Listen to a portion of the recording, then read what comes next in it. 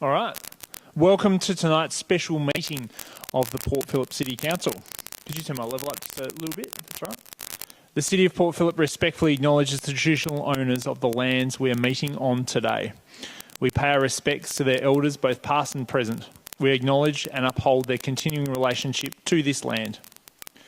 This meeting is being conducted in a hybrid style and is streamed via the Council's webcast page and also on our Facebook page. Streams and recordings of the Council meetings are copyright and should not be reproduced, altered or republished without the written permission of Council, please. If we experience any technical difficulties this evening, we'll adjourn for a brief moment and seek to rectify any issues we have. Welcome to those of you who have joined us here this evening.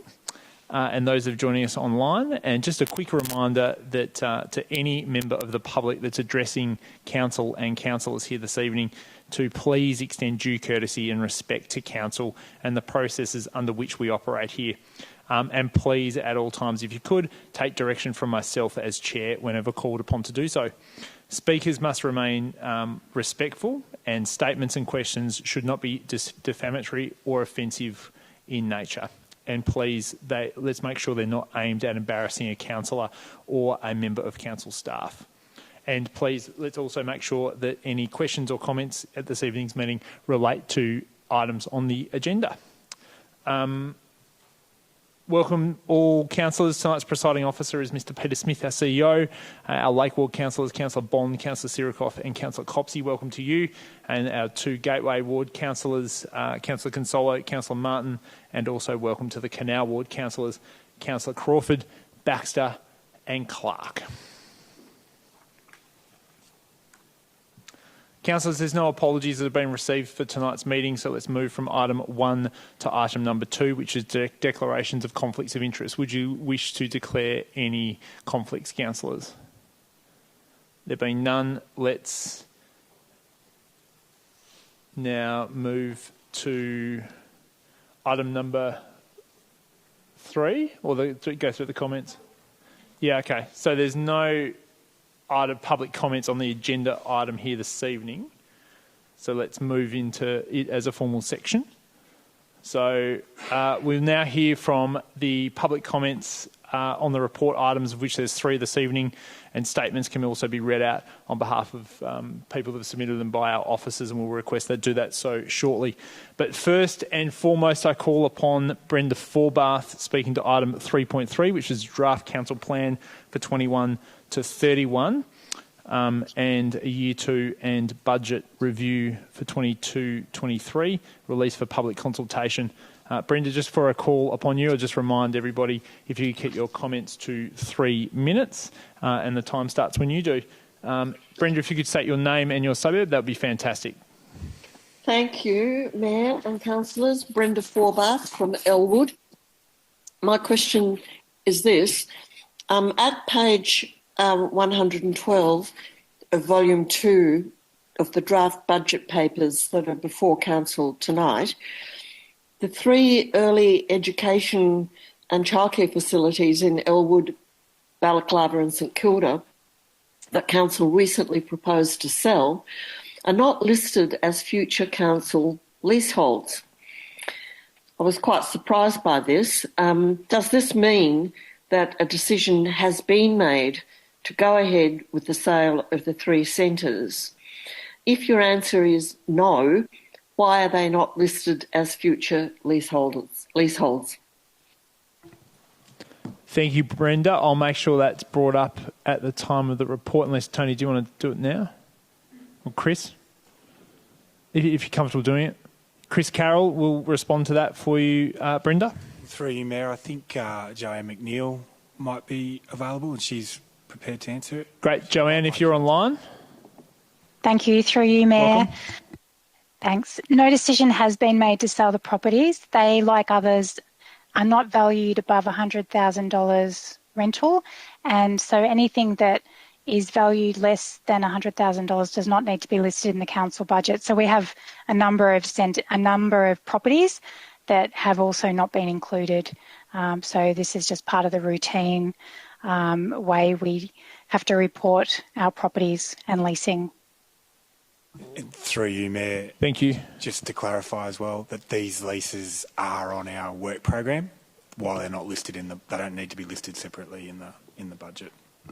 Okay, thank you for the clarification. I think that really adequately answers the question. Thank you.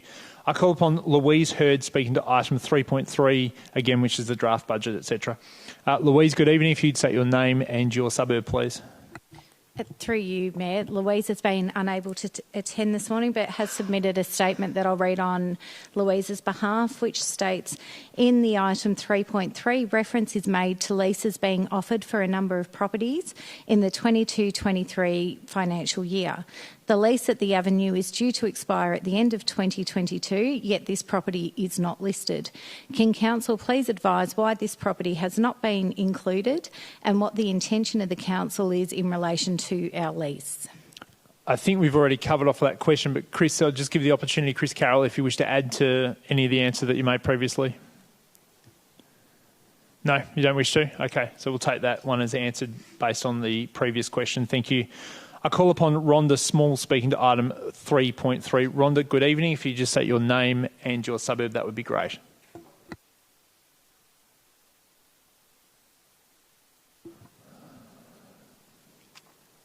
Rhonda, just one more time. We can't hear you if you can hear us.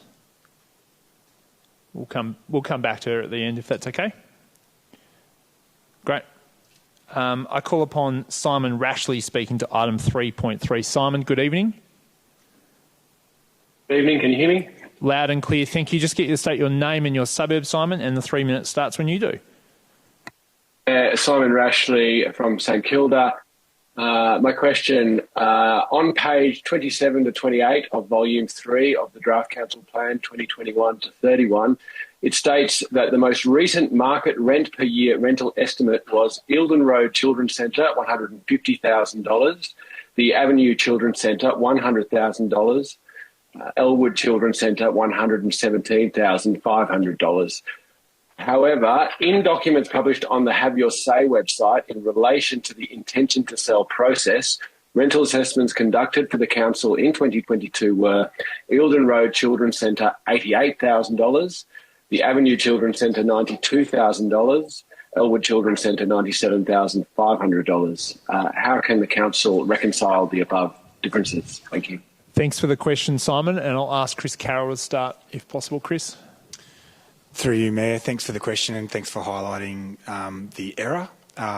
What I can confirm is on page 27-28 of volume 3, those figures are not the most recent figures. Those figures have been superseded by the recent valuations that we completed, which are on the Have Your Say site with the lower values. Essentially what we do is for this exercise as part of the budget each year, we use what is from our annual valuation process by default. We will use 5% of the capital improved value, which is the net annual value, as a proxy for the rental values, unless we have done a specific market rental assessment for those properties, which in this case we have. So that's an error that will be updated for the final draft of the plan to go out under delegation, subject to council resolving that delegation to the CEO later tonight. Thanks, Chris, and there's no need for us to make any amendment to the motions here this evening to do that, obviously. Great, thank you. I now call upon Claire Byrne speaking to item 3.3. Claire, good evening. Hello, can you hear me? Loud and clear, thank you. Great, it's Claire Byrne from St Kilda West here. I've got a question tonight about the Children's Centre Improvement Program. On page 29 of volume 3 of the Draft Council Plan 2021 to 31, it is noted the expected expenditure for the Children's Centres Improvement Program will be in 22-23, $810,000, in 23-24, $3.15 million, in 24-25, $3.425 million. What is the Children's Centre Improvement Program, and where can further detail be found out about the Children's Centre Improvement Program, including the centres where the above expenditure is, or the aforementioned expenditure is expected to be utilised? Thank you. No, thank you for the question, and I'll ask Chris Carroll to answer that for you. Through you, Mayor, at this stage, the only project in the Children's Centres Improvement Program in the budget is the North St Kilda Children's Centre upgrade, which will be an upgrade of our existing facility and increasing it by 44 places to be a modern, fit-for-purpose, fully accessible, safe and compliant building for the future. And we will add additional updates to our Children's Centres Improvement Program following consultation on the other children's centres that are currently out. And if I just push you on that point, if I could, Chris, just the second part of the question, where can further details be found about the Children's Centres Improvement Program? You're saying we'll add that to the final budget submission, or where would that information be able to be found? Well, through you, Mayor, I mean, we could add in that in the budget that it's the North St Kilda Children's Centre at this stage in the council plan document. Perfect. Thank you very, very much. I now call upon Jack Halliday speaking to item 3.3. Jack, good evening. Good evening. Can you hear me okay? Very, very well. Thank you for joining us. Thank you. Jack Halliday, Balaclava, and speaking for Pecan and Progressive Port Phillip. Mr Mayor, councillors and officers, at its meeting on December the 9th, Council indicated that St Kilda East and Balaclava were its highest priorities for securing new open space, and that it would immediately begin work to identify properties suitable for acquisition. We have a request and a question. First, we note that $5.5 million has been provisioned for new open space acquisition, and ask for an update on how that search is progressing. Second, the budget pushes Green Line funding out to 2024. Why does Council not recognise that the Green Line represents an important addition to usable open space in St Kilda East Balaclava and bring forward a fully documented plan for its development? Thank you. No, thank you, Jack. Thanks for joining us here this evening. Tony Keenan. Through you, is that working? Loud and clear. Sorry. Through you, Mayor.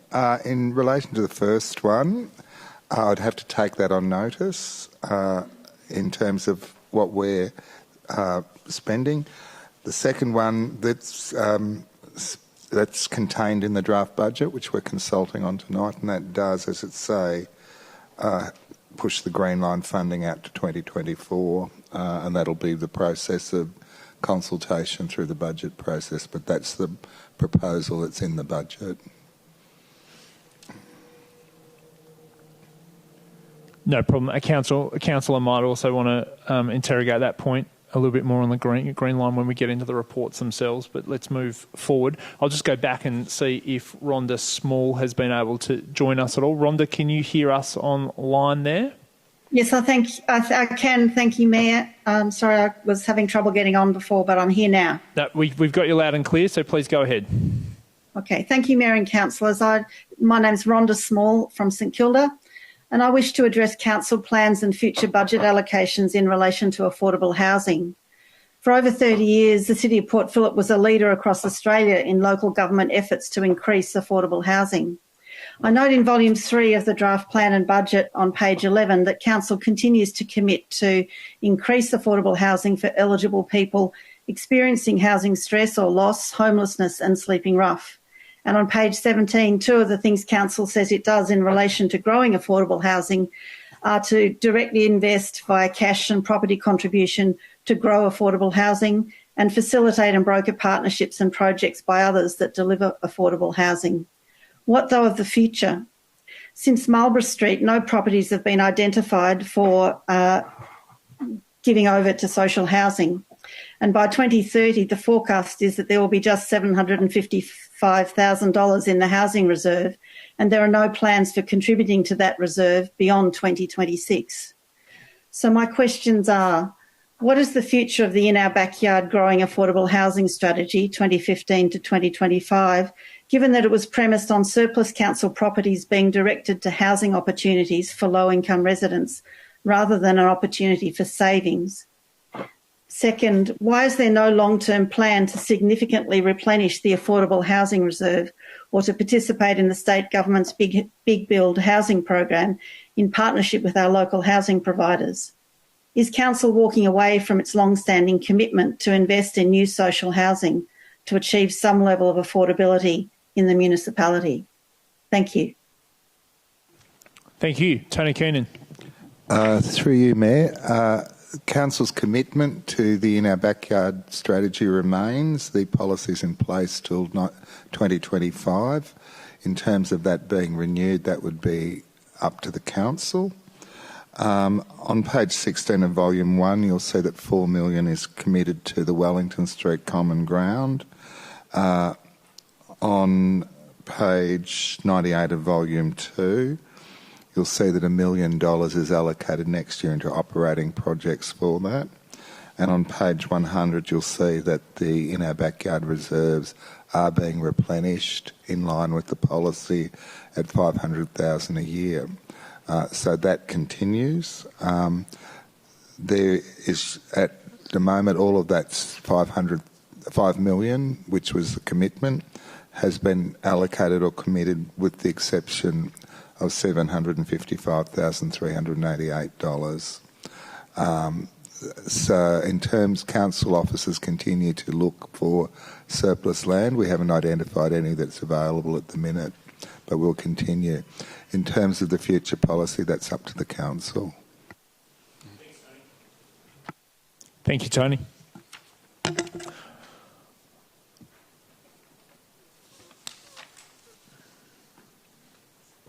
We've received some further submissions that will be read out on behalf of members of the public. The first one comes from Peter Moratas. Through you, Mayor, Peter's statement reads, Section 4.15 of the Budget Overview for Consultation mentions the sale of surplus properties to achieve budget savings. Which properties and what criteria will be used to determine what is surplus? The draft budget proposes hidden cuts of $2.9 million in programs and services as part of a savings exercise.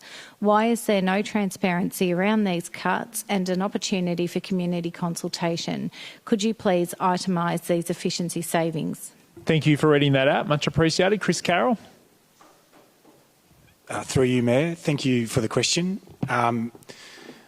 Basically, in our financial strategy, one of the levers that we have to make sure that we balance our budget and ensure that we've got funds available to invest in assets and infrastructure that's required is that from time to time we will sell surplus properties. Some of those are obviously things like our laneways or discontinued roads, which are identified through a public process where people may come to us asking for a road or laneway to be discontinued and sold to them. And other times we look at some of our commercial properties or some of our other properties that are not in great condition and whether they should be sold and the funds reinvested. Any funding that does come from those sales goes into a strategic property reserve to be reinvested in future property redevelopment. We use a multi-criteria analysis, but each property is assessed individually and is also subject to a public consultation process before any sale takes place. I haven't got a list of properties at the moment in terms of what we're proposing to sell. Usually those figures are based on some historic trends, general kind of figures that we've been able to achieve. I'll pass over for the second part of the question to Peter Liu. Peter, welcome. Through you, Mayor. Draft budget 22-23 includes $2.9 million of efficiency savings already achieved. It is made up of $1.5 million operational and $1.4 of capital. This is not due to reduction in services. Rather, we are doing the same or more with less budgets, such as procuring banking services via the state panel. That benefits both council and the community with lower merchant fees. We have identified new revenue opportunities, such as road management fees for road works conducted without prior council approval. We're delivering different services differently. For example, we're using modular toilets rather than the standard construction with bricks and mortar. So through all that savings, it's not through service reductions. These savings are needed to fund new services. Without that, we would have to increase our waste services above the rates cap. Recently released inflation is running around 5.1%. This is significantly above the rates cap increase of 1.5 this year, and next year we're forecasting something around 3 to 3.5%. Again, the rates cap is only allocating 1.75% on that, and it goes to show that our commitment to annual efficiency savings is needed in order to keep rates affordable and also achieve our funding gap, which we've identified 73 million over 10 years. So just to be clear, we have not included any service reductions in budget 22-23. Peter, Chris, thanks very much. And the final submission we've received is from John Spearings. Through you, Mayor. John's submission reads, the draft budget proposes retiring $7.5 million in debt, funded from a cash surplus and reserves at no new borrowing. Yet urgently required renewal of some community assets, such as the St Kilda Library, have been pushed out to 2025. Council has the opportunity to borrow now and lock in record low interest rates in order to renew productive and important intergenerational assets. Surely it would be more prudent to borrow now rather than in a few years' time when interest rates will be higher and the cost to residents will be greater. Thank you. Chris Carroll. Through you, Mayor, and thank you for the question. The $7.5 million of debt has already been retired this year as part of this year's budget, which was consulted on last year, so we're not consulting on that again. Our financial strategy does permit the use of debt in certain circumstances, but at this stage it's not determined that we need to use it or that it would be appropriate to use it. We have developed our capital program based on asset condition, alignment with council priorities, risk and our ability to deliver. And we do have a record, or not a record, but we have significant increases programmed in our capital program over the next couple of years, which we've been able to accommodate in the rates cap without needing to borrow, and it would be difficult for us to deliver more than that if we wanted to anyway. The St Kilda Library is due for renewal, and we will continue working on plans around it, but it's not urgent, and the time frame in the council plan is appropriate. Thanks, Chris Carroll. Let's now move to item number 3, councillors, which is the presentation of reports, specifically item 3.1, which is the draft enterprise asset management plan. Councillors, your questions, please, in relation to this report.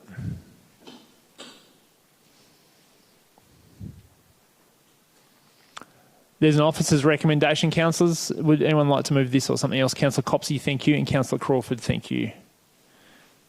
Councillor Copsey. Thank you.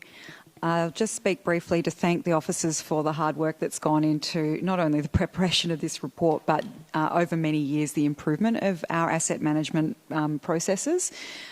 Certainly in my time on council, I've appreciated the visibility that this gives council over the suite of assets that we have to maintain, and also gives me confidence that we are moving into a much better space in terms of planning ahead and knowing what expenditure is going to be required and when. I'm very happy to see us moving ahead and continuing to secure improvements to our processes around this. So I'm very happy to support the recommendation tonight. Thanks, Councillor Copsey. Councillor Crawford. I too will just briefly speak to say that this is not a sexy document, exciting outcomes for the community that you can easily tell or grasp, but it's actually a vital piece of kind of planning for managing all the many assets, from individual library books and trees to the bigger buildings. And I want to reiterate what Councillor Copsey said. Over the last 5 years, it has definitely become a more sophisticated program. So to Chris and to Mark and your team for all the hard work, and especially the technology is also coming along, which is kind of an exciting space. Again, not sexy, not that anyone will ever know about it, but really vital to be able to provide more effective and efficient management of our assets over time, especially given some of the challenges coming our way. So, yeah, thank you very much. Thank you, Councillor Crawford. Who else would like to speak in favour or against this item?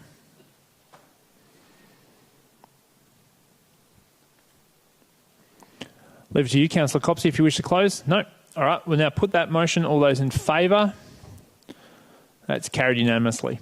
Councillors, let's now move to item 3.2 on the agenda, which is the draft rating strategy 2022 to 2025 and the draft Don't Waste It! Exclamation mark. Never say that loud enough, do I? Waste Management Strategy 2022 to 2025. Councillors, your questions, please.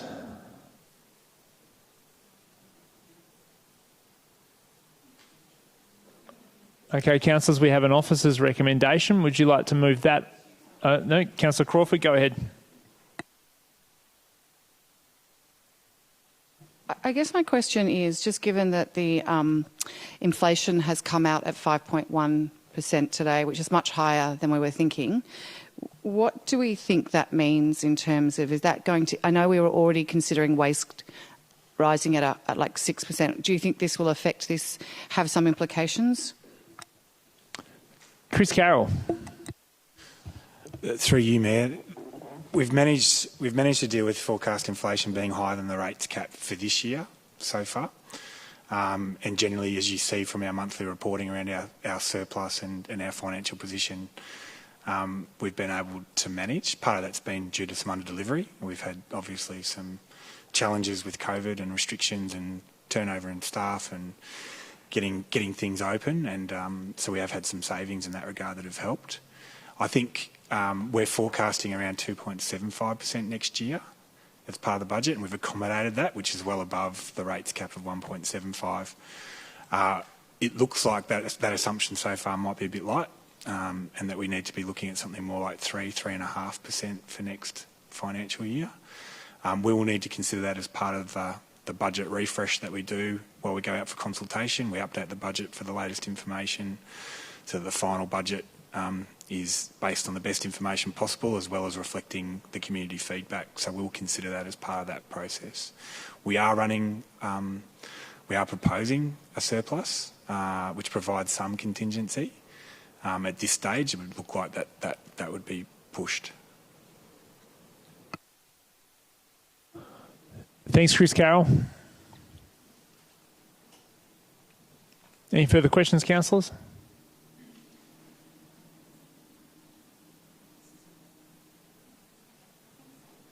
Councillor Consolo. Okay, hopefully I've got the right time to ask this one.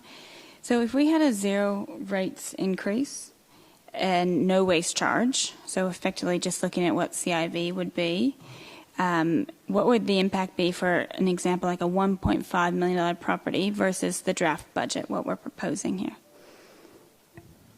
Chris Carroll. I'm saying that because you might want to get Peter up, obviously. Chris Carroll. Yeah, thank you, Mayor, and thank you for the question. I don't know if Peter heard it, but I'm happy. I think he's given me some information earlier today, which I can refer to. If you just give me a minute to find it. Okay. Or Peter, if you're ready, go. Yep. Peter, go ahead. Through you, Mr. Mayor, based on the 1.5 million property, if we maintain the same methodology that we've been using, NAV, we would see a $2,669 rate for that property. The proposal would see that reduced by $70 to $2,599. So that's without a rates increase. That's yeah. Councillor Consolo, does that answer your question? Yep.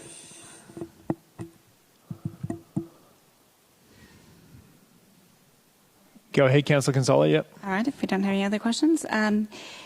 We're looking at year one of our waste and have some figures there. Now, when we have the year two, looking at the difference, what's driving the increase in waste costs between year one and year two, and how do we explain this to the community? Peter, if you could join us again, perhaps just sit there. That can be your desk or not. Go ahead.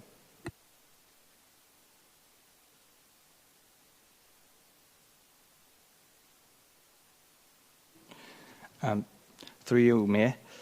First year of the waste strategy, the waste charge covers only 6 months of the FOGO curbside for single developments or units.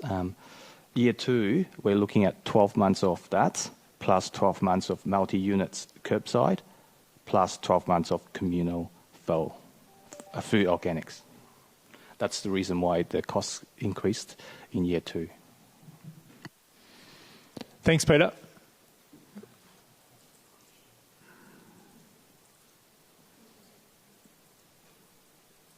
Do you want to answer it?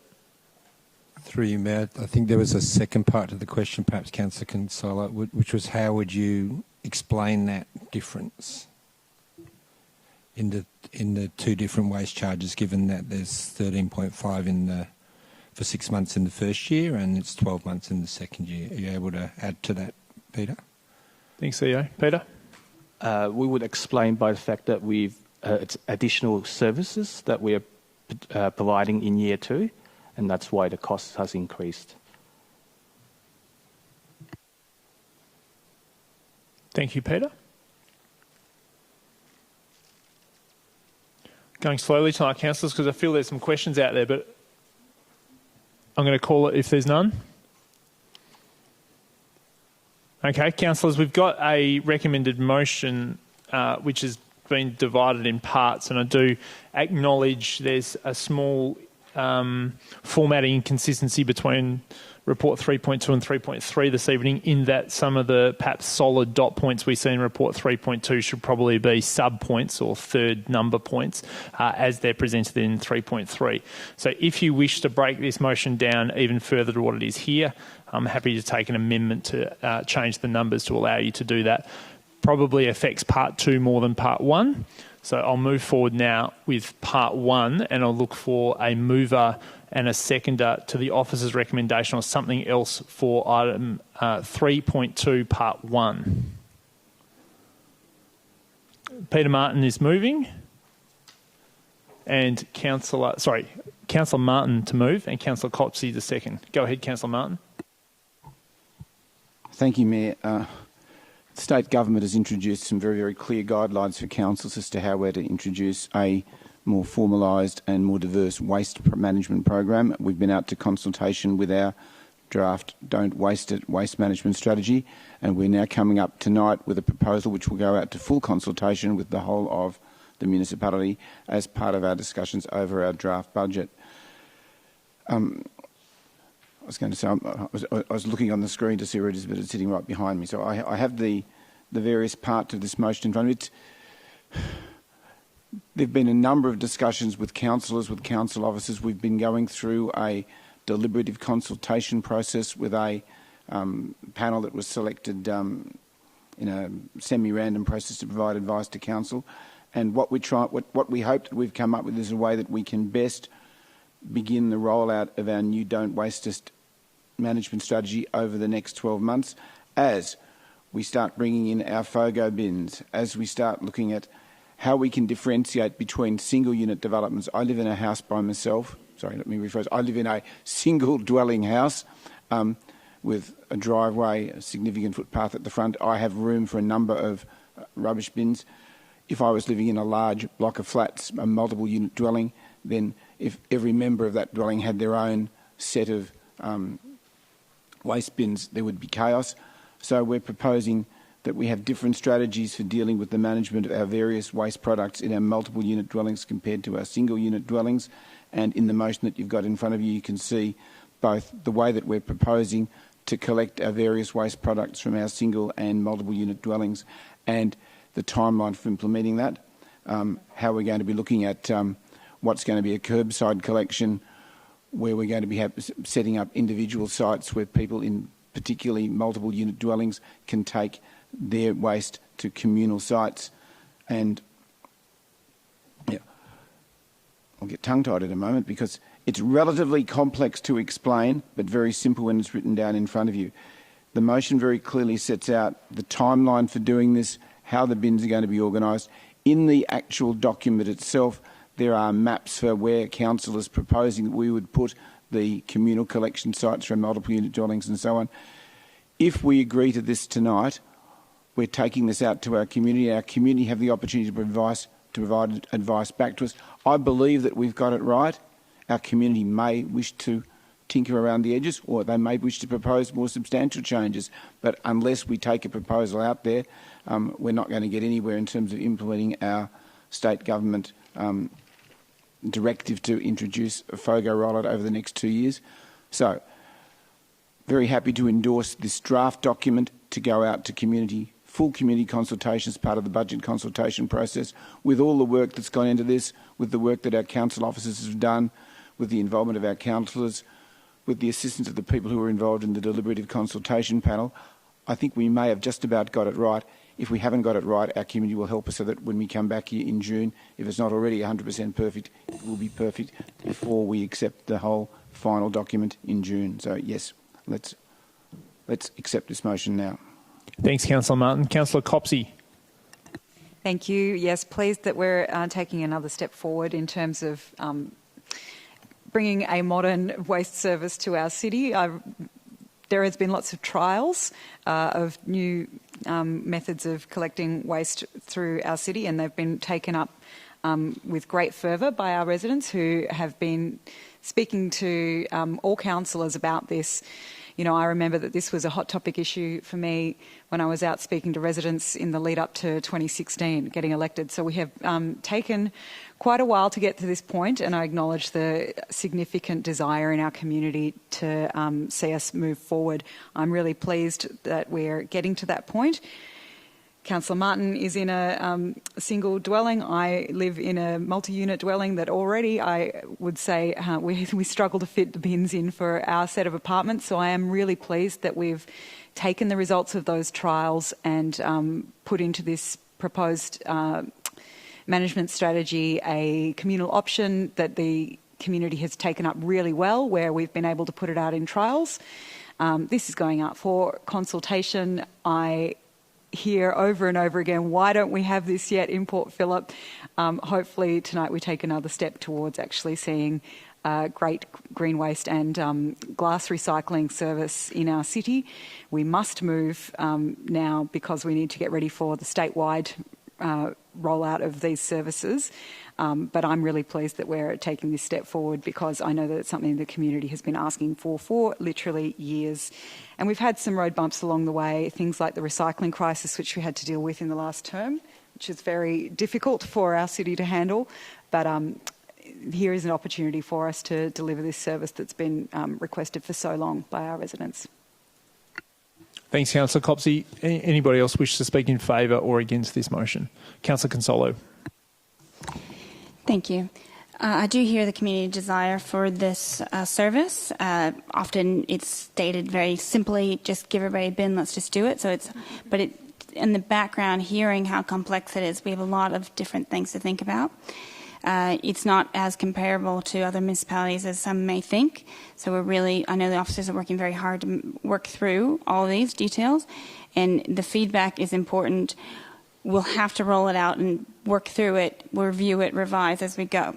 Now, I missed a question before that I'm going to make a statement, and if it's incorrect, please correct me. So on this item, we're saying that the single unit developments will move to a fortnightly garbage collection 6 months after the commencement of the FOGO services, but there's no mention of those using communal bins, the communal service going to a fortnightly. I've been contacted by residents concerned that maybe we won't see the behaviour change unless we encourage more, because people have to get rid of their waste somehow, so they might be more inclined to take up a FOGO if they will have the reduced. So my understanding is that we will be able to review this process in the future after it's rolled out, because that communal one is not actually going rolled out until July 2023. So we don't have to make the decision today what we're going to do for the next 10 years. It'll be, let's do this and then roll out the next and do the next one. So that could be the future, but that's not been considered or determined yet. If you wish to ask that as a clarifying question, I'm happy to take it as one. I guess, fine. I know you're speaking, but it's fairly I often crucial. do clarifying questions because I miss them. Is that assumption correct, that we have not considered a communal services will go to fortnightly rubbish collection, but maybe one day we will have that discussion. Chris Carroll. Yes, through you, Mayor. It was something that we did consider and potentially could have included in the draft. There was much discussion around it. On balance, we've gone with proposing not to do that at this stage, but in those discussions we're clear that this policy and our approach will need to be continuously updated based on how effective it is against our strategies and our targets. And so there is an opportunity either for the final or in the future for Council to make some adjustments to those settings. Thank you for that. Feel free to ask another clarifying question or just continue with the... I think that's enough to... This is a change to an update to the strategy based on now, but of course things change along the way as we learn more and more and experience it. So I'll finish up just saying it's definitely a behaviour change. What this is, it's we're all going to have to get used to it, just like taking your bags to the grocery store. It was hard at first, and now we're all a little bit more used to it. And I look forward to seeing the results, and hopefully we can divert some more waste. Thank you. Thanks, Councillor Consolo. Yep, go ahead, Councillor Crawford. I think it's been polite that our community has been asking for it. They've been demanding it since 2016, and there were lots of reasons, and it's been slower, and we have constantly acknowledged that. So this is kind of an exciting point to get to, and I know there's still a long way to go in the rollout, but we are taking the kind of physical first steps. So we do want feedback on this. I think Councillor Consolo made a good point. It's about behaviour change, and I always talk about our waste. We actually need to go old school where we reuse, we don't throw away, get away from that mentality that it's just a throwaway culture. So that is going to require more effort on our part as residents and citizens of the city of Port Phillip. But I do know that sustainability and environment and climate change are key issues for members of our municipality, and so this is part and parcel of addressing the climate emergency. Waste is huge, and just the sustainability of the planet.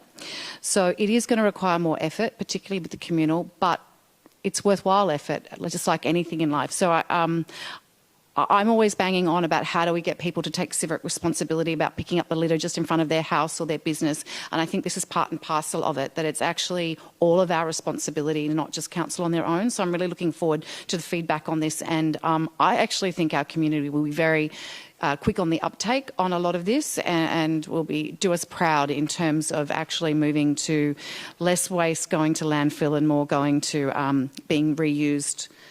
So, yes, I look forward to the comments on this strategy. Thanks, Councillor Crawford. Who else would like to speak in favour or against before I go back to Councillor Martin? Go ahead, Councillor Clark. Thank you. Thanks, Mayor. It's probably an understatement to say there's been a lot of work and certainly a lot of discussions to get the budget to this stage. And while I've only been on council a short time, it's hard to imagine too many other significant changes coming in the one budget, possibly for the community to consider and understand.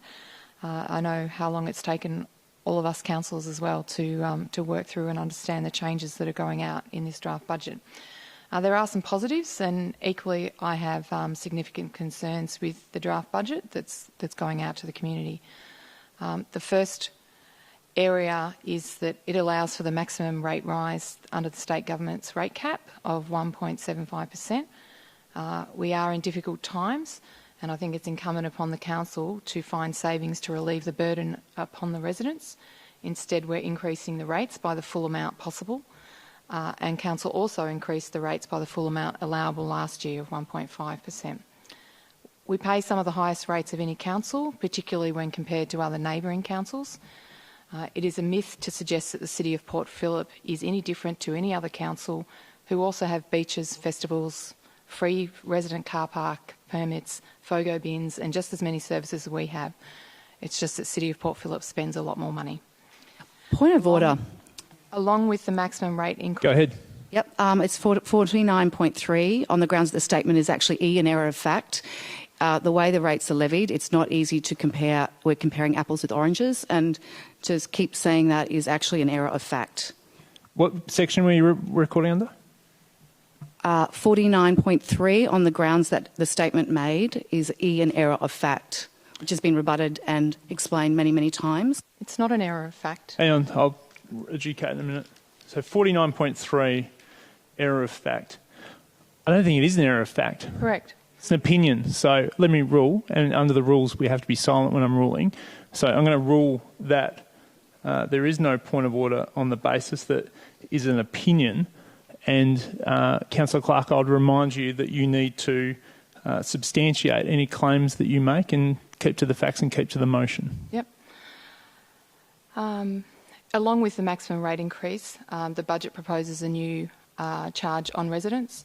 That's the waste levy on all households. This charge is to fund the waste services and will be outside the rate cap. This means there is no cap, and the amount that it can be increased can be determined by council itself. However, the change from NAV to CIV is a good change that will provide the flexibility to council in future years as to how they manage the differentials between the property classes. This change is complicated, and I encourage the community to read and understand how the changes are going to impact them. Another positive note is the introduction of the new waste services, such as FOGO bins for some residents and communal services for other residents who cannot have an additional bin. I believe there's still some details that we need to work through, as Councillor Consolo talked to. And once again, the residents should read and understand how they might be impacted by the cost of the new FOGO bin of the $88 charge, plus the waste levy of the $176. We also need to consider the frequency of the general waste collection for single houses with curbside bins and those with multi-developments who will most likely have communal bins. But those are areas that we will learn from as we go through rolling this out and respond accordingly and see how the community also responds.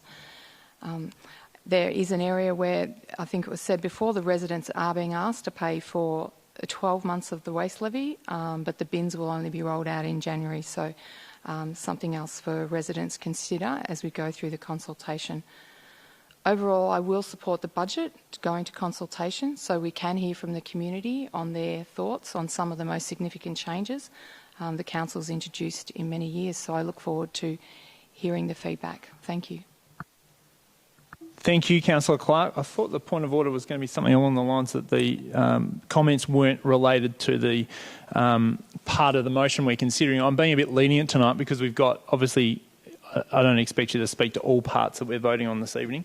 And obviously the rates component isn't addressed necessarily expressly in part one, but I will allow you to talk to the other parts of the motion in the interest of time, to be frank.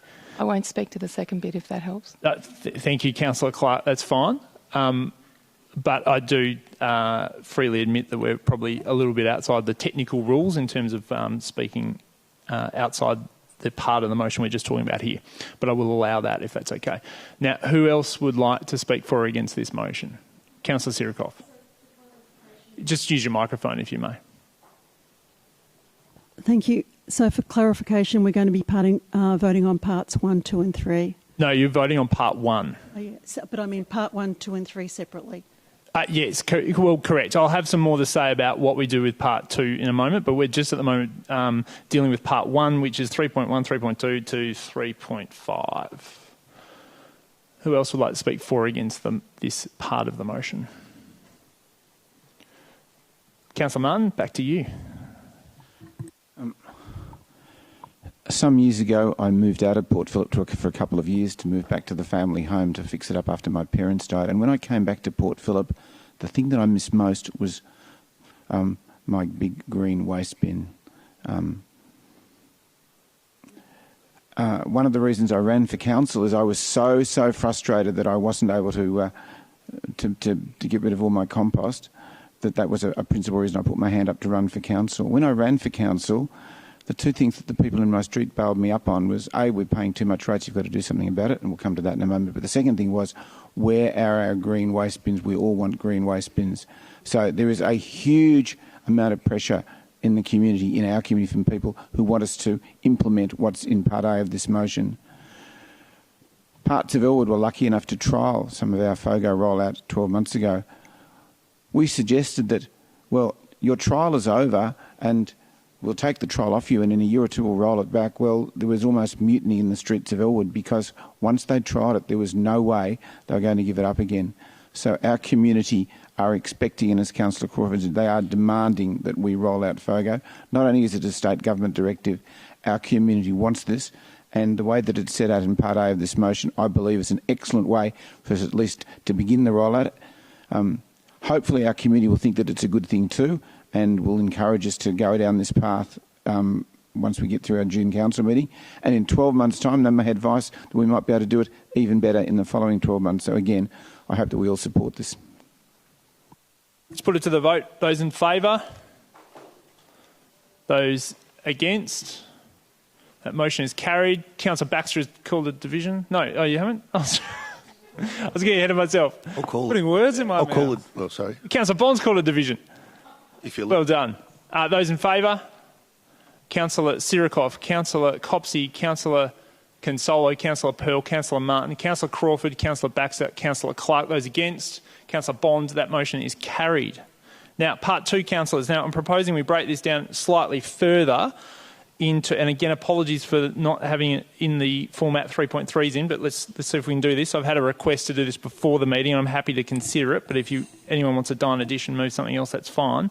But what I'd like to do is move 3.6 as the first part, 3.7 first two dot points as the second part, 3.7 dot point 3 and 4 as the third part, and then 3.8 to 3.10 as the fourth part.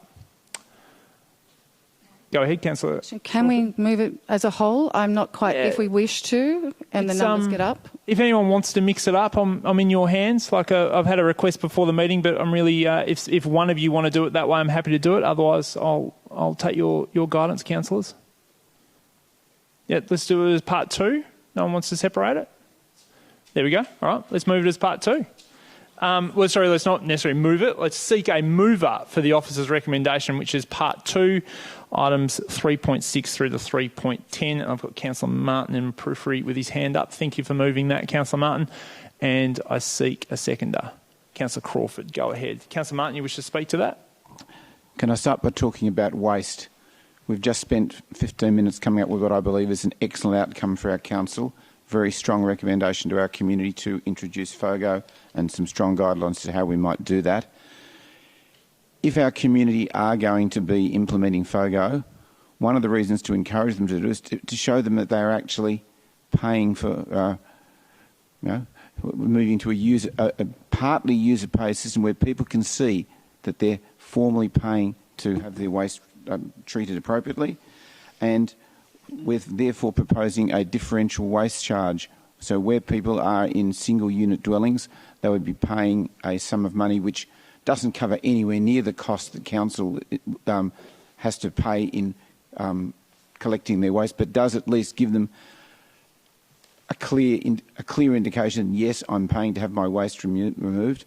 And at the same time, if someone's in a multiple unit dwelling, because they'll be accessing communal waste, they won't be paying anywhere near as much. So we'll have 2 different levels of waste charges, which will reflect to some extent the level of service that council's providing. Not exactly accurately, and the amount of money that people will be paying is going nowhere near to actually meeting the actual cost of collecting that waste. But it is a very, very significant reminder to everyone, yes, not only am I accumulating waste, but I have to pay to have it taken away, and there's some guidance to me, and hopefully that will help remind people to dispose of their waste effectively and appropriately.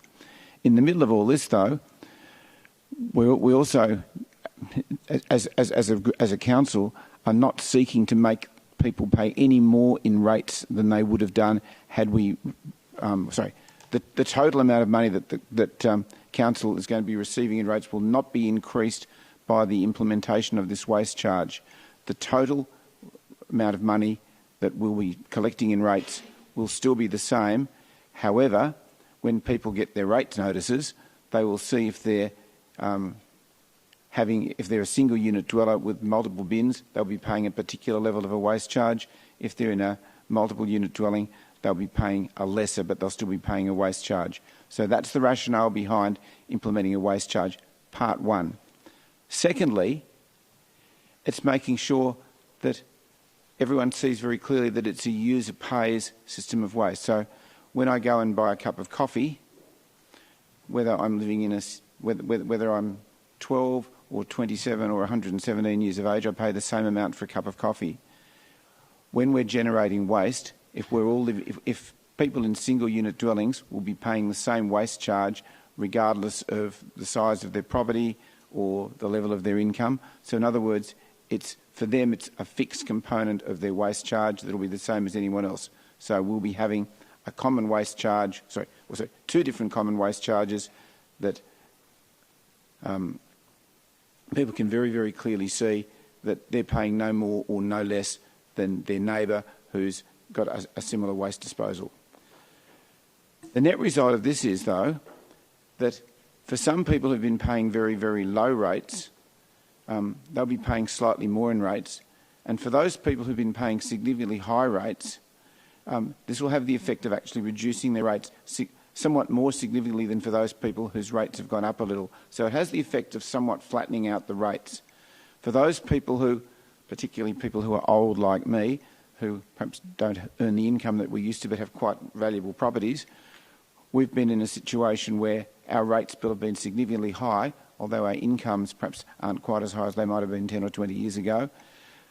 With the introduction of this variable waste charge, there'll be a little bit of a flattening of the rates so that those people who previously were living, as we say, perhaps property rich, cash poor, they'll have a significant reduction in their rates, and those people who perhaps have been paying very little rates at all will still be paying the same amount as a waste charge as their colleagues who are living in larger houses because, let's face it, they're all generating the same amount of waste. So I think that the differential waste charge is a great incentive for people to use their waste and a reminder that they need to dispose of their waste appropriately, and it also represents a common charge so that we can see that we're all in the same boat in terms of what we're paying to have our waste removed. There's more, but wait, there's more. That's looking at our common waste charge. Over the years, those people who've been, but particularly residential ratepayers, have had their property values increase very, very significantly over the years. And as their property values have increased, and for those people, particularly in single unit dwellings, their properties have increased at a higher rate than those people in multiple unit dwellings, and significantly higher than those people who have had commercial or industrial rates, their rates have gone up significantly.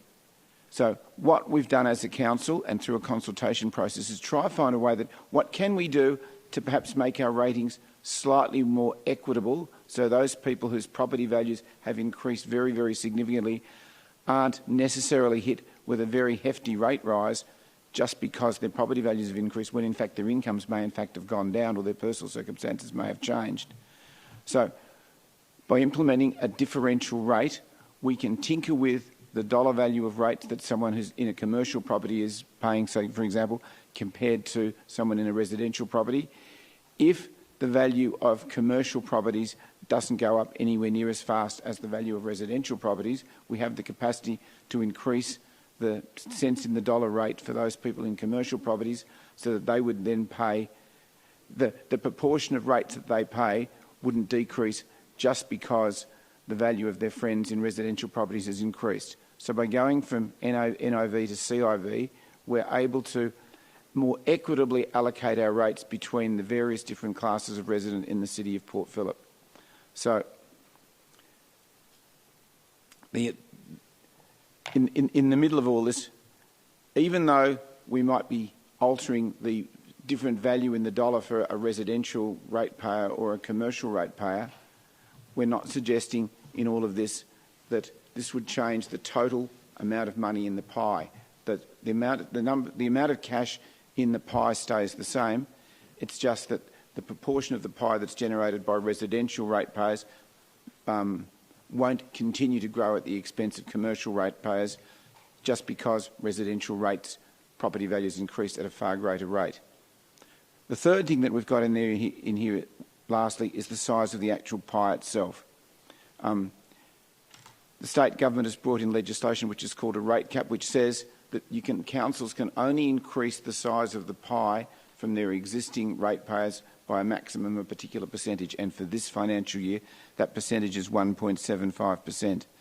Now, as was alluded to in a question earlier, our expenses in the city of Port Phillip are going to be going up far more significantly than that. Today we heard that the CPI has gone up by 5.1% over the last 12 months and is expected to continue to rise. Our budget's predicated, I think, on a expected CPI increase of 2.75%. If our CPI is going to be 5 or 6%, that's going to have a significant impact on our budget. If nothing else changes, it means our budget surplus may well either diminish or disappear, and we could find ourselves in a deficit budget. Our industrial EBA, remind me what it says, Enterprise Bargaining Agreement, the salaries that we pay our staff are likely to increase significantly. In our budget documents, we're suggesting that the EBA would be 2%. If we've got inflation running at 5 or 6%, there's a high likelihood that wages will be going up by significantly more than 2%. Our landfill costs are going to double in the next 3 years. That's going to have a significant impact on our budget. So, the current budget papers are positing that we increase our budget pie by 1.75%, the maximum the state government will allow us, unless we seek special permission to increase it higher. And we've taken a decision that we don't want to go any higher than that. Given the current financial position, we're going to have to be extraordinarily frugal, and Chris and his team are going to have to work very, very hard to make sure that we can stay, well, not just with, I was going to say, to deliver the proposed $1.25 million budget surplus. I think they'll be amazing financial managers if they can do that. I hope we can. But I think we're far more likely to be looking at a situation where we're going to be really looking very, very hard to see what corners we can cut during the year, just to make sure that we break even.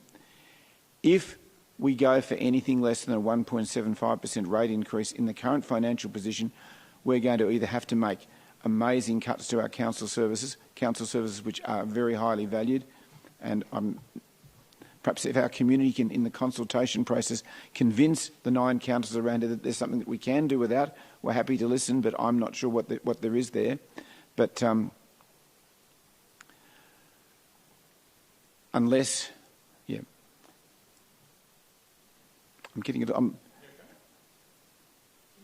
I'm worrying. When I looked at our budget documents a week ago, I thought this is probably a fair thing, but the 5.1% CPI today has actually rocked me a little, and I know our council officers are brilliant, and I'm sure they'll help us, but it's going to be a really tough effort to keep our budget within balance, even with a 1.75% increase to the rate pie.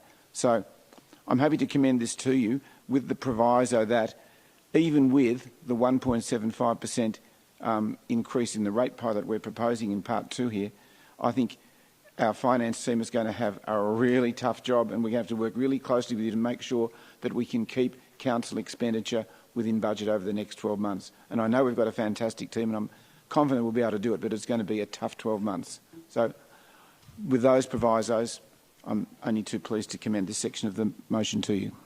Thanks, Councillor Martin. Councillor Crawford. It may be sacrilegious to say this, but there's the Holy Trinity in the Catholic Church, which is like the Father, the Son and the Holy Spirit. And I kind of see that this is a bit of a Holy Trinity in terms of delivering for our community. We've got a change in rating strategy, we've got a waste charge, and we've got a rates cap.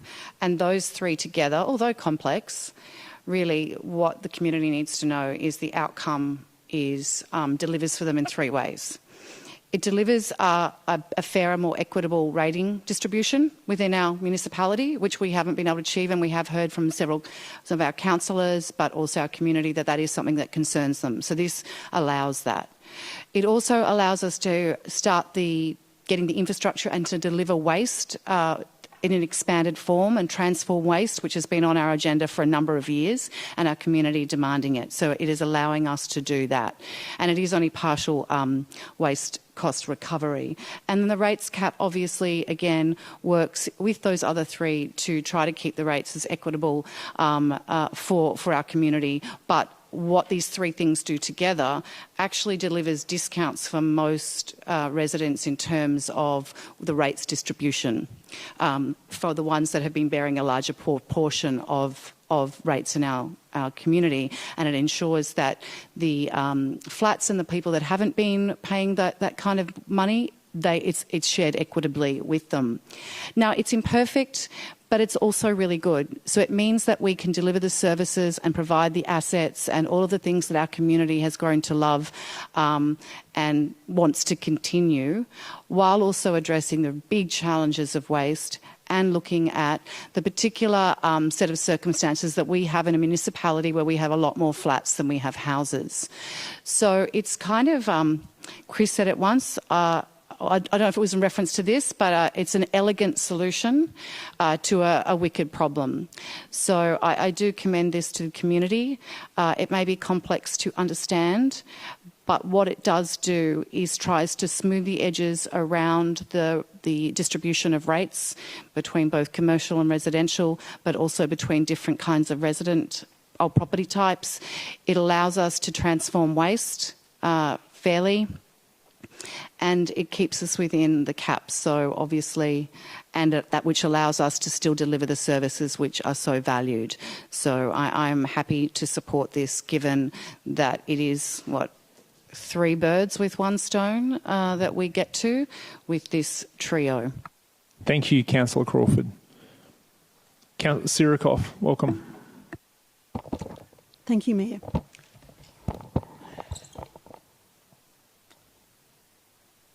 Sorry for the delay.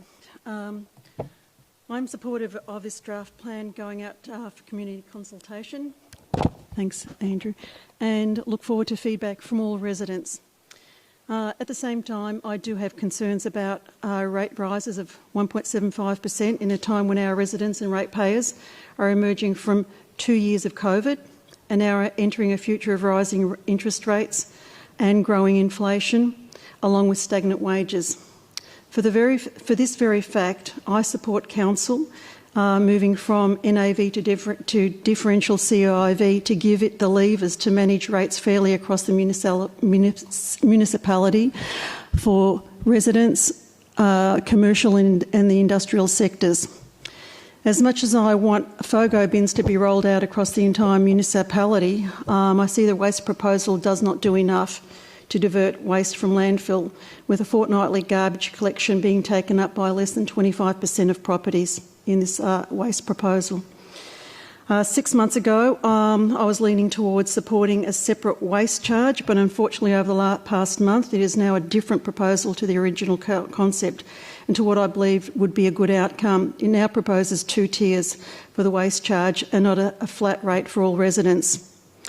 From an environmental perspective, if the Council wants to address climate change and increase waste diversion from landfill and drive down landfill costs, it should incentivise all residents to recycle by having a fortnightly garbage collection for all residents and not just for those 15,000 house properties and 3,000 apartments with curbside FOGO bins.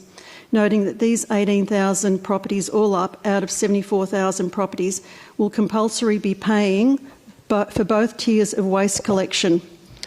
That is $176 plus an extra charge of $88, even though they have less landfill pickups, while the remaining 75% of properties with a weekly garbage collection will be paying for the first tier only, and basically given a choice of whether or not to reduce waste to landfill, noting that a transient population we have in some areas of Port Phillip. This is backed by, on page 30 of the Waste Management Strategy 22-20 to 25, where it states, our Elwood FOGO trial showed that having a weekly garbage collection didn't encourage residents to use their FOGO bin for food scraps.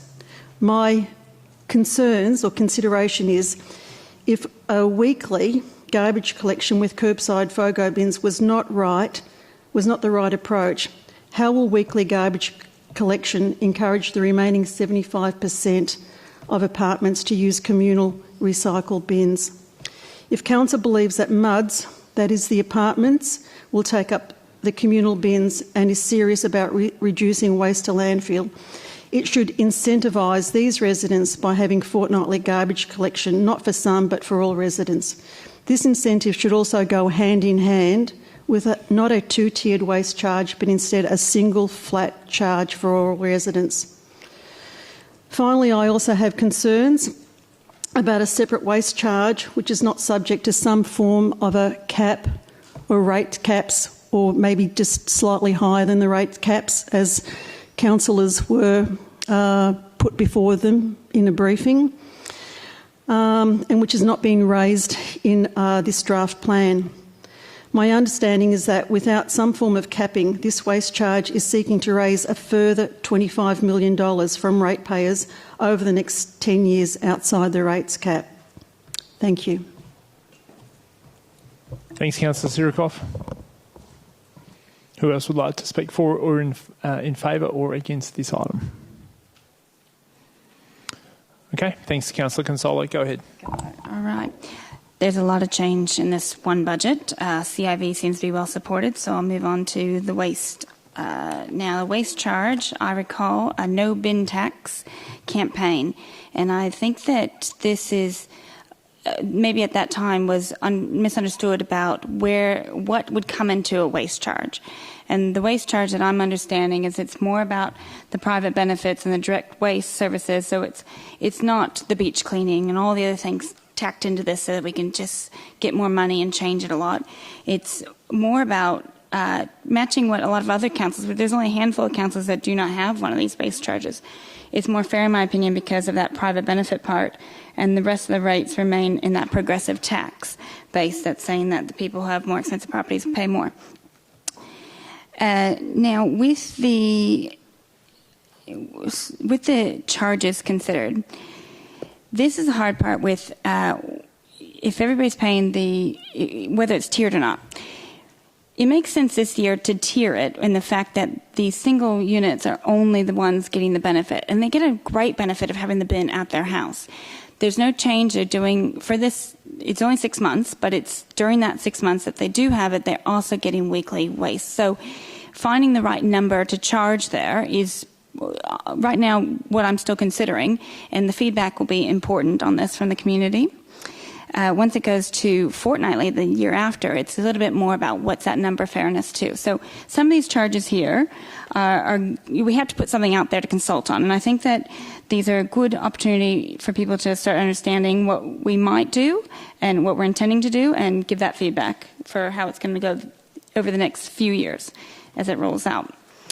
And now I'm pleased to see that this waste charge is offering a shift and a rebalance, because there has been a big stagnation in some of the units. I had a unit and I paid less a few years in a row of rates, and I think with all these rising costs, we should all be contributing to the rise in cost, make it more fair and disperse it across.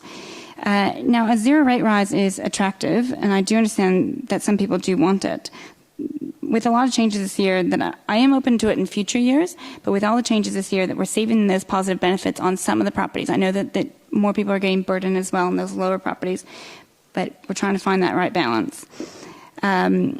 I'll continue to work with my fellow councillors to identify where these potential savings can come from to deliver a zero rate rise, but at this point, those have not been identified.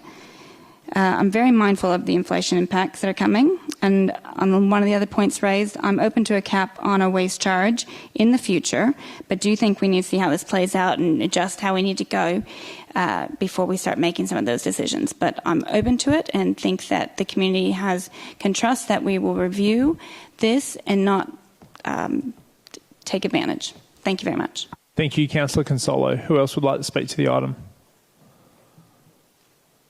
Okay, no further speakers. Let's now go back to Councillor Martin to close.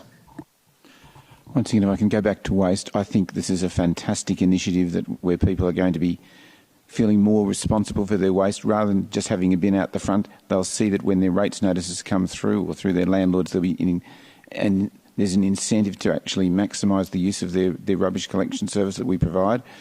And it also, well, we've got over the next 6 weeks the opportunity to get community feedback on whether we've got this perfect correct. I think we've just about nailed it, but the community may be able to have some advice.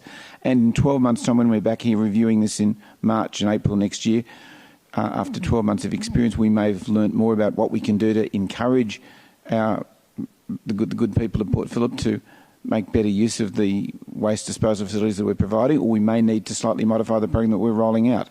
So we've got 6 weeks of consultation now, and then we've got 12 months to basically trial the program that we're running out. So I think the introduction of this waste charge, A, is going to help us make people more accountable for the way they dispose of their waste, and secondly, help ameliorate some of the strange things that are happening with the rates balance, where people who've been perhaps living in Port Phillip for many, many years, and all of a sudden their property values have trebled or quadrupled in the last 15 years. All of a sudden they find themselves paying rates far greater than they were when they first moved in. The waste charge is going to help to flatten that out just a little bit. In terms of the rate cap itself, as I said, I'm quite concerned if we had another 2 weeks, we'd either be trying to seek dispensation from the state government to increase our rate cap, or look at ways of seeing what there is that we can remove. And I'm not sure what there is that I want to take out of the budget that we're about to vote on in just a few minutes, but we'd have to look really, really carefully. But we are looking at some problems in the years to come as inflation spirals, and hopefully not out of control. Last but not least, it's not part of this motion, but when we pass the budget, in the next motion that we're going to be coming, sorry, not the next motion, in the third part of this evening's proceedings, we're going to be looking at measures that provide support for those people who really have trouble paying their rates. And there are people out there who are, as one of our councillors mentioned, who are still doing it hard as we come out of COVID recovery. So, for example, some of the measures that are there include a rebate for pensioners. All a pensioner has to do is apply and they get a rebate of $200. For someone who's a self-funded retiree, someone who's asset-rich but very, very poor in terms of a financial income stream, they're able to defer their rates indefinitely. There's an extreme hardship provision of a $750 rate rebate for someone who's really, really struggling. And further down the track, when we get to the actual budget itself, we're going to be talking about delaying the introduction of things like parklet charges and footpath trading charges as well. So council is aware that there are people who are doing things hard out there, and the budget rate that we're striking tonight, or at least the draft budget rate that we're striking tonight, still allows council to support those people who are doing it hard. So it's not a one-size-fits-all document. So hopefully we'll all support this, and then hopefully we'll also be able to support the council plan changes itself in a few minutes' time. Thank you, Councillor Martin. Let's put that motion. Councillors, all those in favour? Those against? That motion's carried. Councillor Crawford called a division. I'll now put that motion again. Those in favour? Councillor Sirikoff, Councillor Copsey, Councillor Consolo, Councillor Pearl, Councillor Martin, Councillor Crawford, Councillor Baxter, Councillor Clark. Those against? Councillor Bond. Motion carried. Now let's move to part 3. We're on report 3.2. Councillors looking for a mover of the officer's recommendation or something else. Councillor Martin to move. Councillor Clark actually to move. Just got in before. Councillor Martin the second. Go ahead, Councillor Clark. I'll reserve. Councillor Martin. Don't think there's any need to speak. Any other councillors wish to speak to this item? Councillor Clark, do you wish to speak? No. Let's put that motion. All those in favour? Those against? Carried. Councillor Bond, I think, got the division. Those in favour? Councillor Sirikoff. Councillors Sirikoff, Copsey, Consolo, Pearl, Martin, Crawford, Baxter, Clark. Those against? Councillor Bond. Carried. I'm happy to keep going, councillors, if you are happy to keep going, or would you like to take a rest? Okay, let's now move to report 3.3. Councillors, do you have questions in relation to item 3.3, which is the draft Council Plan 2021 to 2031, Year 2 Municipal Health and Wellbeing Plan, Financial Plan, Revenue and Rating Plan, and Budget 22-23 released for public consultation. And I'm also proposing we do this in one, unless you want to do part 1 and part 2, just to foreshadow that if there's a mover out there. Questions? Councillor Crawford, go ahead. Given the inflation rate that we heard today, even though we're going out to consult on a cash surplus of $1.22 million, do you think by the time we come back in a month's time or whenever it is, that is likely to change? Will we update that at that meeting? Is that what would happen the process-wise if it is to change? Go ahead, Chris Carroll. Through you, Mayor. I think it's almost certain that the figures in the plan will change. They always do between draft and final as we get better information and we receive feedback from the community as well. Where we land on the surplus will depend on how things balance out. There might be some things that are better, like some of our revenue might be improved, some of our costs might be reduced, but obviously in some cases, we think some inflation on some of those contracts is probably a little bit light at the moment. We'll have to look at that, but we will review that as part of the draft while we're out for draft, and all that information, along with the community feedback, comes back for council to make a decision on the final budget. Thank you, Chris Carroll. Go ahead, Councillor Crawford. Thank you. This is just a general process question. This is also the opportunity when this goes out to draft for communities to put any submissions for any budget items that they would want to council to consider, because I know we're talking about all this, but it is also the opportunity for projects or things that people might want funded for them to put this as part of the process. Chris Carroll, if you could give the background to that, that'd be great. Through you, Mayor, that's correct. Through the process, people can put in their own submissions about the things that they would like to see in the budget, including any things that they think shouldn't be included in the budget or should potentially be less allocated in the budget. I think the key point here is that we did do a big community consultation exercise as part of setting the council plan, so we're generally looking at incremental changes rather than opening up broad scale, but if there are good ideas that come through that line up with councillors' priorities, then they certainly can be considered and included in the final budget. Thank you. No further questions, councillors? No troubles. I'm looking for a move of the officer's recommendation, which, again, according to the agenda, we're combining, if possible, part one, part two, unless you want to move something different. Councillor Martin's wishing to move, and thank you, Councillor Copsey, for seconding. Councillor Martin, over to you. Most of what's in this motion has really been covered by some of the previous motions. So we're talking about the rate that we've just, the draft rate that we've struck. We've talked about efficiency savings. We've talked about hardship provisions. What I would like to draw attention to is that there have been a couple of major improvements to the council plan. I'm not going to go through all of them, but I'd just like to note a couple which are particularly important to me. So as part of the as some of the amendments to the council plan that we passed 12 months ago include now the development of a climate emergency action plan and an updated version of our Act and Adapt policy document, the updating of information on the vulnerability of council's assets to climate change and the embedding of climate change in council's decision making, partnering with our LGBTQIA plus advisory committee to ensure that the diversity of our community's experience is represented in decision making. We're looking at the development of a positive ageing policy by November of this year. We had been working on an older person's policy, but we're now coming up with, I think, a far better named positive ageing policy. We're looking at developing new dog off-leash guidelines for our community. And wait, there's more. I won't even look. There are bits of paper that I've got. But there are a number of fantastic improvements. We had a good council plan 12 months ago. I believe this is bigger and better. And hopefully when it goes out to community, when community feedback comes in, it may be even better once our community provides advice to us. So the document that we finalise on June the 29th may be even better than the one that we're looking at now. Thanks, Councillor Martin. If I could just get a small bit of clarification. There was an officer's alt motion there as well.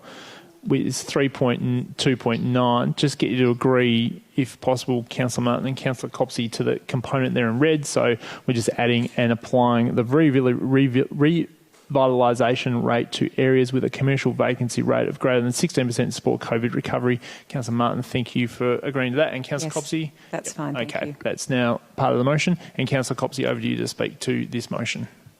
Here we go again. It's such a busy time, I feel, for everybody as we're coming out and getting back to normal life. But Council will be out to consult on this over the next month, and you'll see councillors out and about and staff at community hubs for some of our out in the community consultation sessions, so please come and have a chat with us about what's important to you, what you love about living in this city, the things that you want to see continue. That's what we want to hear, is that feedback. There are quite a few quite systemic changes that are proposed in this budget. We've spoken tonight about the move to a vastly improved waste service, which is well overdue, with a charge to help facilitate the funding of that, and also the change to our method of rating, which will provide us with the ability to set differential rates.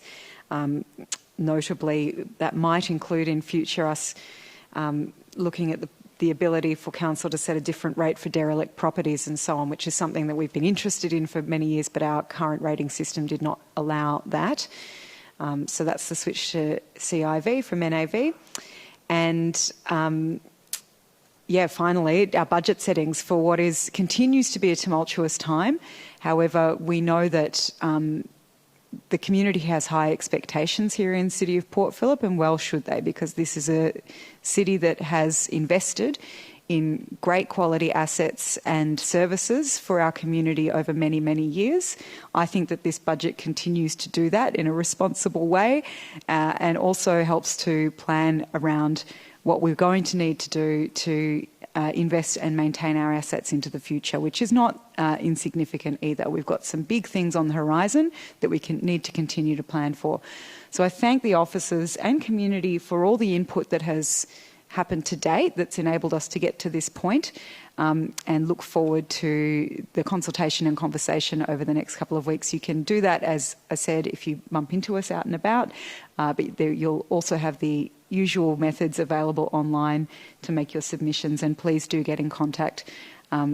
We don't know about need in the community unless we hear from the community members often, so we encourage that as part of this process. I commend the motion. Thank you, Councillor Copsey. Councillors, who else would like to speak for or against this motion? There being nobody, Councillor Crawford, my apologies. Go ahead. So this is a good budget at a very difficult time. This budget does a number of things. It makes it fairer with the distribution of rates. It starts the city on its transformation of waste, laying the foundations, and it delivers on many of the city's priorities of providing good open space, all types of service for our diverse community, supporting economic recovery, and importantly, the cultural and arts recovery in our community. It upgrades many of our assets and provides a climate action plan and supports those who are in financial hardship. However, this budget doesn't do everything because it can't. There are always more projects or programs or needs that are to be funded or wanted to be funded than there is revenue. And there are also those unexpected projects or circumstances that are thrust upon us, such today, inflation rate of 5.1, but also I discovered on Monday a significant erosion of Elwood Beach, which is not planned for. There's no money in the budget for, and we're not high on the state government's list of renourishment of our beach. But it is something that we will have to deal with, and that's how budgets work on council. There's always something coming at us. So, and the other big gaping black hole in the budget is there are a number of really big long-term projects that are not fully funded in our forward projections, like Fisherman's Bend, like the Elwood Foreshore Master Plan upgrade, should we decide on keeping the early education childcare centres and upgrading them. That is all not fully funded in this budget. And it is a requirement of the Local Government Act to have financially sustainable budgets. In fact, amongst this group of councillors, many of us talk regularly about financial sustainability. And under Section 101 of the Local Government Act, thank you to Peter Lou, it requires us to manage financial risks prudently, having regard to economic circumstances. And there's often been suggestions that a council budget should be run like a business. Now, I may not necessarily agree with that premise, but I do agree that we need to manage our financial risks prudently and our other risks. And as custodians of the cities, knowing the huge risks that are clearly coming at us and are mapped out in our budget and council plan, Inflation is not mentioned, but Fisherman's Bend, rated catastrophic. Climate change, ongoing soil contamination, unfunded projects, the ongoing COVID uncertainty. For any business or council or organisation, the risks are so great that it would actually be irresponsible to not take the small rates cap to deal with these upcoming risks. And it's not a matter of if, it's a matter of when these risks will come upon us. So I'm really interested in being on a council that is financially responsible and ensures that we deliver our current and our future community what is needed, that we invest wisely. And I do hope that as part of this process, as it goes out to community, where we are looking to deliver on all these things, but also be wise and prudent to the future, that all of our community and councillors discuss this budget and the rating strategy, etc., in a respectful and reasonable manner. And given our commitment to a psychologically safe workplace for both councillors and officers, I really urge councillors to encourage that fair, factual, respectful consultation and discussion about this budget, and to discourage misinformation and disrespectful behaviour.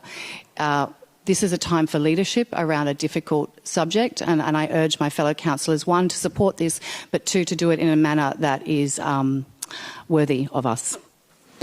Thanks, Councillor Crawford. Who else would like to speak in favour or against this motion? Okay, Councillor Martin, over to you to close, should you wish to. Very briefly. Firstly, can I echo Councillor Crawford's comments? I think they were very sage, and I hope that we've all taken note of them. Secondly, I was remiss, and Councillor Copsey stepped into this with me, for not acknowledging the work of our council officers, not just the council officers who are present here this evening, but the many other council officers who had input into the document. For those members of the public who've had a look at the document, it's one of the most professional budget documents that I've come across in many, many years of dealing with organisations like this. And I can only imagine the amount of work that's gone in.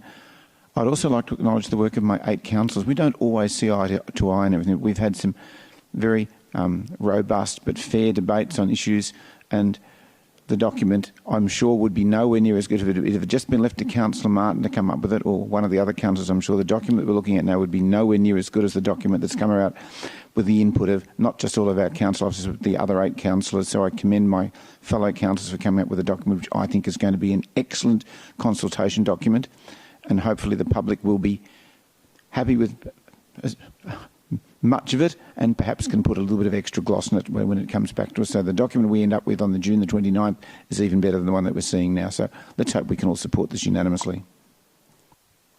Thanks, Councillor Martin. Now put that motion for your consideration. Councillors, those in favour?